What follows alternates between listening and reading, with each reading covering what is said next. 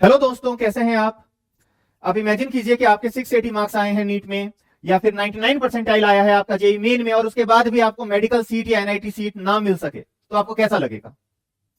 On the contrary, अगर आपका पूरा का पूरा फ्यूचर एक ही दिन पर डिपेंडेंट है, और अगर आपने पूरे साल भर तैयारी की है, बहुत अच्छे से आपने पढ़ाई की है, आप एक ऑनेस्ट और एक अच्छे स्टूडेंट रहे हैं, उसके बाद भी जिस दिन आपका एग्जाम था नीट का या जेई मेन का, उस दिन आप अपने फुल पोटेंशियल से परफॉर्म नहीं कर पाए। अलग अलग कारण हो सकते हैं इसके, एग्जाम एंजाइटी, आपकी तबीयत खराब हो जाए, या कुछ और रीजन हो जाए, फैमिली रीजन भी हो सकते हैं जिसकी वजह से आप अपने फुल पोटेंशियल से परफॉर्म नहीं कर पाए, और उसके बाद भी आपको आपका जो ड्रीम कॉलेज था, भले ड्रीम कॉलेज ना मिले, लेकिन आपको एक मेडिकल सीट या फिर एनआईटी सीट उसके बाद भी आपको मिल जाए, सो दैट आपने साल भर जो पढ़ाई की है, आपने जो साल भर जो सिंसियरिटी दिखाई है, उसका फल आपको मिल सके। तो ये दोनों ही कॉन्ट्रास्टिंग सिनेरियो है, इजंट इट, राइट।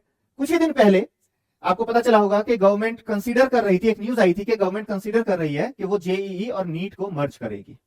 ओके, अभी रिसेंटली एक और न्यूज आई है कि गवर्नमेंट जेईई और नीट के रैंक लिस्ट में 50% वेटेज आपके बोर्ड मार्क्स को देगी।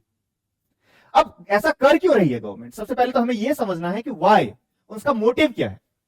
ओके, इसके कई सारे रीजंस हो सकते हैं। सबसे पहला रीजन वो ये है कि अभी आजकल डमी स्कूल का चलन बहुत ज्यादा बढ़ रहा है, कि लोग कहीं और एडमिशन ले लेते हैं स्कूल में, और फिर वो कोटा चले जाते हैं या कहीं और चले जाते हैं पढ़ाई करने के लिए। ये सिस्टम बहुत ज्यादा खराब है, और हमारा गवर्नमेंट एंड हमारा जो बोर्ड्स हैं अक्रॉस द कंट्री, वो इस सिस्टम को सपोर्ट बिल्कुल भी नहीं करते। So anyhow they wanted to eliminate this system. Okay, तो सबसे पहला जो कंडीशन था वो था डमी स्कूल का जो क्राइटेरिया है, डमी स्कूल्स का रीजन है। ठीक है, सेकेंड, और क्या क्या रीजन हो सकते हैं इसके। Second is over dependence, over dependence of entire future on one day।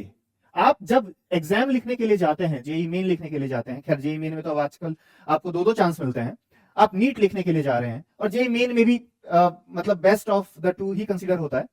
तो स्पेशली अगर हम नीट की बात करें तो क्या है कि आपका जो पूरा का पूरा फ्यूचर है, राइट, वो उस एक दिन के परफॉर्मेंस पे डिपेंडेंट है। आप कितने भी साल भर आप तैयारी करें, अभी बहुत बच्चे दो दो तीन तीन चार चार साल ड्रॉप लेकर के इस एग्जाम की तैयारी करते हैं, उसके बाद भी किसी कारणवश किसी किसी साल में उनका जो सिलेक्शन हो सकता था वो नहीं हो पाता है, या तो उनसे एग्जाम मिस हो जाता है, या फिर एक्सीडेंट हो जाता है एग्जाम सेंटर पे पहुंचते पहुंचते, या फिर तबीयत खराब हो जाती है, या फिर फैमिली में कुछ मिसहैप हो जाता है, राइट। तो जो जिन बच्चों ने अच्छा परफॉर्म किया है थ्रू आउट द ईयर, जो बहुत अच्छे से पढ़े हैं, वो उनका जो ओवर डिपेंडेंस है केवल एक ही दिन में, उस डिपेंडेंस को कम किया जाए, ये दूसरा कारण है। एंड तीसरा कारण क्या है, नेग्लिजेंस ऑफ स्कूल एजुकेशन। आजकल बच्चे स्कूल एजुकेशन को निग्लेक्ट कर रहे हैं। ओके, उन्हें लगता है कि बस जेई और मेन में ही अच्छा कर लो, इसमें अच्छी रैंक लेकर के आ जाओ, अच्छे कॉलेज में पहुंच जाओ, बस हो गया, बात खत्म। लेकिन इस पूरे प्रोसेस में जो फंडामेंटल बेस है एजुकेशन का, जो कि उनका बोर्ड एग्जाम है, जो कि एक बेसिक क्राइटेरिया सेट करता है एक एजुकेशन का, उनका एलिजिबिलिटी का, बच्चे उसको भी इग्नोर कर जाते हैं इस पूरे प्रोसेस में। तो इस चीज को भी मिनिमाइज करने के लिए इस प्रपोजल के बारे में सोचा जा रहा है। और तीसरा, मतलब एक और कारण इसका यह हो सकता है कि अभी आजकल बच्चे स्कूल के प्रति भी सीरियस इनफ नहीं है, वो स्कूल को सीरियसली नहीं लेते, वो अपने टीचर्स को सीरियसली नहीं लेते, जिसकी वजह से वो स्कूल एजुकेशन को बस एक फॉर्मेलिटी ही समझ के बैठ गए हैं। तो इन सब चीजों को एलिमिनेट करने के लिए इन प्रपोजल को सोचा जा रहा है। ठीक है, तो अब इस पूरे प्रपोजल में प्रॉब्लम्स क्या है। Okay, what are the problems, why हमने अभी डिस्कस कर लिया। अब आप हमें बताइए कि इस पूरे प्रपोजल में प्रॉब्लम्स क्या क्या हो सकती हैं।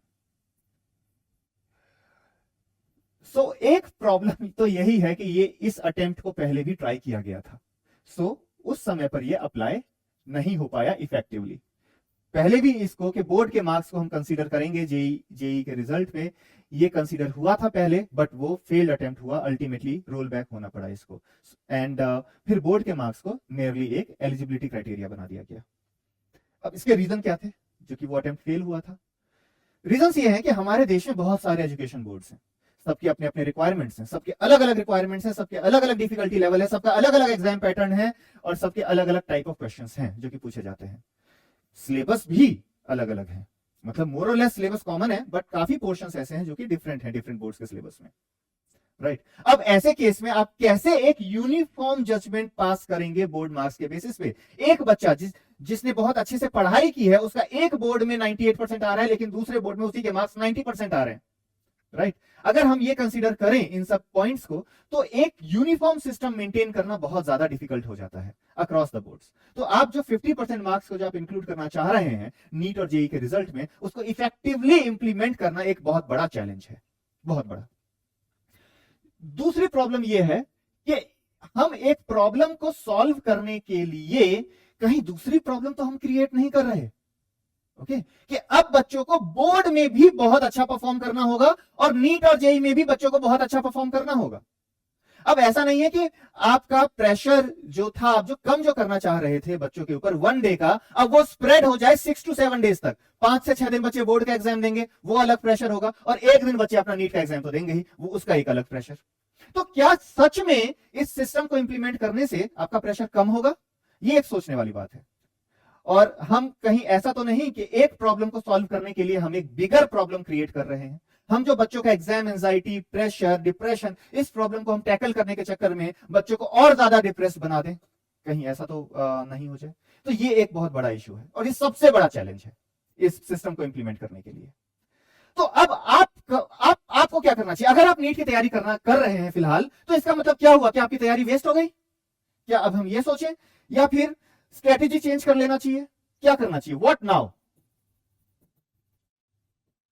What now? अभी हम क्या करें? तो सबसे सिंपल इसका आंसर यह है, डू नथिंग। अभी आपको कुछ नहीं करना है, डू नथिंग नाउ, ओके। अभी आप जैसे आप तैयारी कर रहे हैं, आप वैसे ही तैयारी करते रहिए। अभी आपको अपने तैयारी के अप्रोच में कोई भी चेंज करने की जरूरत नहीं है, क्योंकि अभी ये सिर्फ एक प्रपोजल है। इसका मतलब ये नहीं है कि ये इंप्लीमेंट हो चुका है फिलहाल। इट मे बी पॉसिबल कि ये इंप्लीमेंट हो जाए। अगर ये इंप्लीमेंट होता भी है, तो क्या ये इसी रूप में इंप्लीमेंट होगा जिस रूप में अभी हम इसको सोच रहे हैं, या फिर अभी न्यूज आर्टिकल्स जैसे इसको प्रेजेंट कर रहे हैं, या फिर न्यूज चैनल जो इसको आउट ऑफ प्रोपोर्शन बना करके दिखा रहे हैं, तो क्या ये इसी स्ट्रक्चर में इंप्लीमेंट होगा? It's not necessary. और ऐसा भी नहीं है कि policy makers just blanket implementation कर देंगे। वो इस पॉइंट्स को जरूर सोचेंगे कि जिन बच्चों ने साल भर तैयारी की है और जो डिफरेंट अलग अलग बोर्ड्स पे पढ़ाई करते हैं, उनका जजमेंट सेम पैरामीटर पे हो सके। तो हमारे पॉलिसी मेकर्स इसका भी जरूर कुछ ना कुछ सॉल्यूशन लेकर के आएंगे। तो जब तक ये न्यूज ऑफिशियल नहीं हो जाती, जब तक ये प्रॉपरली इंप्लीमेंट नहीं हो जाता, जब तक हम इसका स्ट्रक्चर नहीं देख लेते हैं कि ये किस तरीके से इंप्लीमेंट हो, तब तक मुझे नहीं लगता है कि आपको अपनी तैयारी में कोई भी चेंज करना चाहिए, और आपको इसके बारे में सोचना भी नहीं चाहिए। आप सिर्फ और सिर्फ ओवर थिंकिंग करेंगे और कुछ नहीं होगा। अब सबसे बड़ा प्रॉब्लम इस चीज के साथ उन बच्चों को होगा जो ऑलरेडी 12th एग्जाम दे चुके हैं, जो ऑलरेडी 12th एग्जाम पास कर चुके हैं, कि अगर इस सिस्टम को इंप्लीमेंट किया जाएगा तो वो उनके लिए कैसे फेयर हुआ, राइट। तो अब यहां पर भी आप पैनिक मत कीजिए, पहले इसको ऑफिशियली आने दीजिए इस रूल को, तब हम देखेंगे कि किस फॉर्म एंड स्ट्रक्चर में आ रहा है, और उस हिसाब से फिर डिसाइड करेंगे कि अब आगे क्या करना चाहिए। आप बस अभी जैसे आपकी तैयारी चल रही है, स्पेशली जो 12th पास बच्चे हैं, उनके लिए अभी जैसे तैयारी चल रही है, आप बिल्कुल वैसे ही करते रहिए। गवर्नमेंट जरूर सोचेगी कि आपके ऊपर इस रूल को अलग तरीके से इंप्लीमेंट किया जाए, okay. And also there is one more catch. अब जो 12th पास स्टूडेंट हैं और जो अभी जो 12th स्टडीइंग स्टूडेंट हैं, उनमें एक इनडायरेक्ट कंपटीशन हो गया कि जो 12th पास स्टूडेंट हैं वो तो अपने एग्जाम दे चुके, उनका तो बोर्ड का मार्क्स अब चेंज नहीं होगा, राइट। अब जो 12th स्टडीइंग स्टूडेंट हैं, वो बोर्ड का एग्जाम देने वाले हैं, वो अपनी स्ट्रेटेजी चेंज करेंगे, लेकिन ये दोनों सेम नीट अटेम्प्ट करेंगे, तो फिर इनके रिजल्ट को कैसे नॉर्मलाइज किया जाए, ये भी एक बहुत बड़ा चैलेंज है गवर्नमेंट के सामने फिलहाल, ठीक है।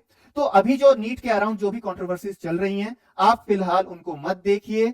बेहतर यह है कि अभी जो आपकी तैयारी चल रही है, आप उसी तरीके से तैयारी करते रहिए। आपने जो अपने लिए स्ट्रेटेजी बनाई है, आप उसी स्ट्रेटेजी पे लगे रहिए। एंड स्पेशली अगर आप 2027 में नीट में या फिर जेईई मेन में आप अटेम्प्ट करने वाले हैं, then it is highly unlikely कि इस सिस्टम को 2027 में इंप्लीमेंट किया जाए, ओके। बहुत सारे लॉजिस्टिकल चैलेंजेस होते हैं जब कभी भी हम एक बहुत बड़े लेवल पर किसी सिस्टम को हम इंप्लीमेंट करना चाहते हैं, और वो एक बहुत छोटे टाइम फ्रेम में इंप्लीमेंट नहीं हो सकता। तो जरूर गवर्नमेंट अगर इसको इंप्लीमेंट करती भी है, तो वो एक बैंडविड्थ देगी इसको इंप्लीमेंट करने से पहले, एक कूलिंग ऑफ पीरियड जरूर देगी।